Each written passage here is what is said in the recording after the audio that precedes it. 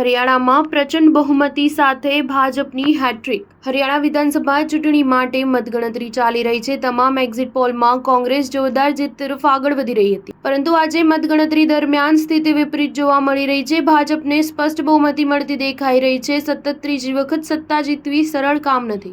બપોરના 12 વાગ્યા સુધી ભાજપ 50 બેઠક પર અને કોંગ્રેસ ગઠબંધન 34 બેઠક પર આગળ હતું। ભાજપ હરિયાણામાં સારું પ્રદર્શન કરતું જોવા મળી રહ્યું છે, તો તેનો સ્પષ્ટ અર્થ એ છે કે યુવાનો, પહેલવાનો અને ખેડૂતોને આકર્ષવાની કોંગ્રેસની રણનીતિ નિષ્ફળ ગઈ છે।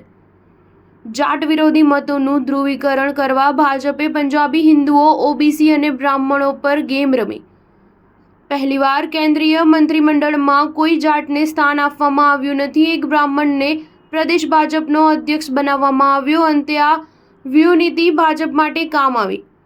ચૂંટણીની છેલ્લી ઘડીએ નાયબ સૈનીને મુખ્યમંત્રી બનાવવાનું કામ ફાયદામાં રહ્યું। એન્ટી ઇન્કમ્બન્સીના કારણે જ્યારે કોઈ પણ ભાજપના નેતાઓને સવાલ પૂછે ત્યારે સ્થાનિક સ્તરે નેતાઓ ફક્ત એટલું જ કહેતા કે હવે સરકાર બદલાઈ ગઈ છે। ભાજપે હરિયાણામાં કોંગ્રેસને ટક્કર આપવા માટે વિચારીને પગલાં ભર્યા। મનોહરલાલ ખટ્ટર પ્રત્યે લોકોમાં નારાજગી હતી, તેથી તેમને થોડા દિવસો માટે સાઇડલાઇન કર્યા હતા। વડાપ્રધાન મોદીની સભામાં પણ તેમને જવા દેવામાં આવ્યા ન હતા।